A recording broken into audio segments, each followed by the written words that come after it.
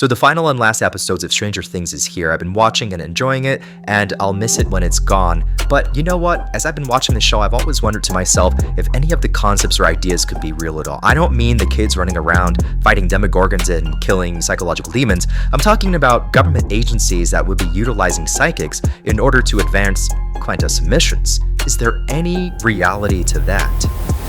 So as the story goes, the Duffer Brothers, the guys who actually wrote and produced Stranger Things, were inspired by real-life activity that the government conducted, such as the Montauk Project and the Stargate program. And there are a lot of people who are very skeptical, to say the very least, as to whether or not these programs existed, and if they did, whether they yielded anything worthwhile in terms of scientific data or any type of proof in regards to psychics.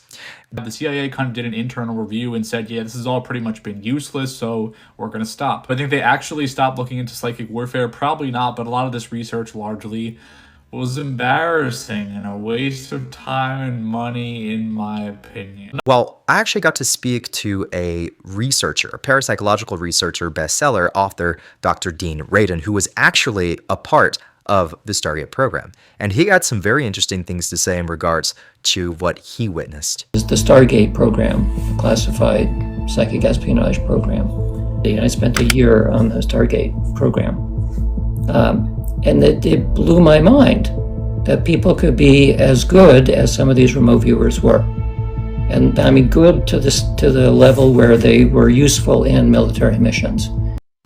One of the psychics who stood out and showed immense capability and an amazing contribution to the Stargate project is Joe McMoneagle. United States intelligence contracted Joe McMoneagle because they were basically running blind. They had lost track of a brand new state-of-the-art Soviet submarine, and this was Typhoon class. And if you're not aware of the different classes, it was the most dangerous weapon in their arsenal. So McMoneagle literally just stayed in a dark room in Maryland, and he was given the case. From his mind's eye, he saw that the submarine was not being built underwater like they expected. It was an underground facility that they were building it in that was super far from the coast.